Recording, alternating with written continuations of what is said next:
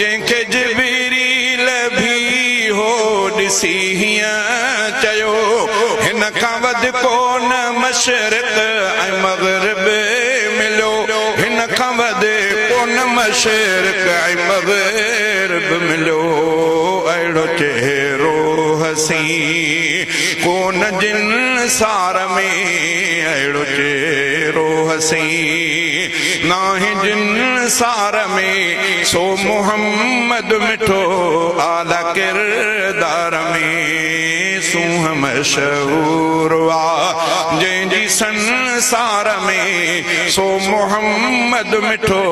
आला किरदार में सूंह मशहूर वा चंद्र चमकी दुनिया खे रोशन कयो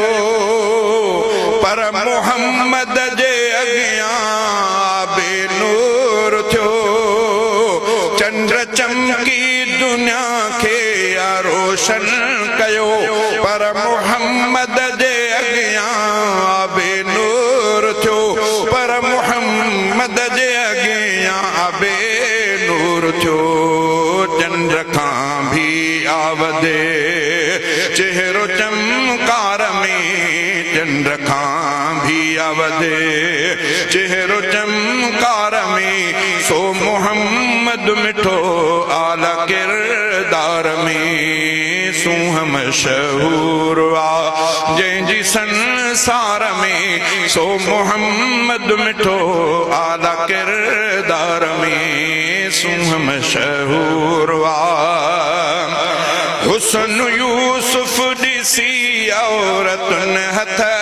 कटिया पर ॾिठो जिन मोहम्मद से कुर्बान थिया हुस्न यूसुफ ॾिसी औरतुन हथ कटिया पर ॾिठो जिन मोहम्मद से कुर्बान थिया पर ॾिठो जिन मोहम्मद से कुर्बान थिया हुस्न अहिड़ो रखियो रब्बा दिलदार में सो मोहम्मद मिठो आला किरदार में सूंह मशहूर वा जंहिंजी सीरत ऐं सूरत आ जग खां उत्तम जंहिंखे मालिक अता कयो आला फहम जंहिंजी सीरत ऐं सूरत आ जग खां उत्तम जंहिंखे मालिक अता कयो आला फहम जंहिंखे मालिक अता कयो आला फहम अहिड़ियूं खूबियूं रखियल मीर मन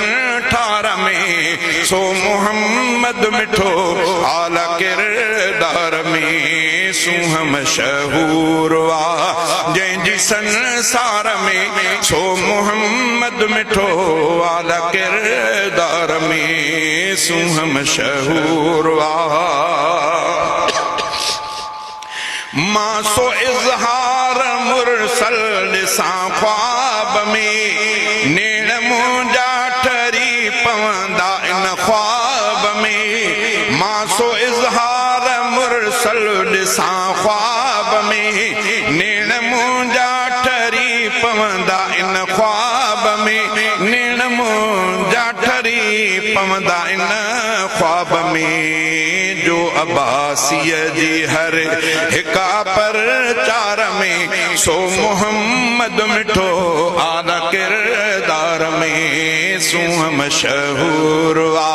जंहिंजी संसार में सो मोहम्मद मिठो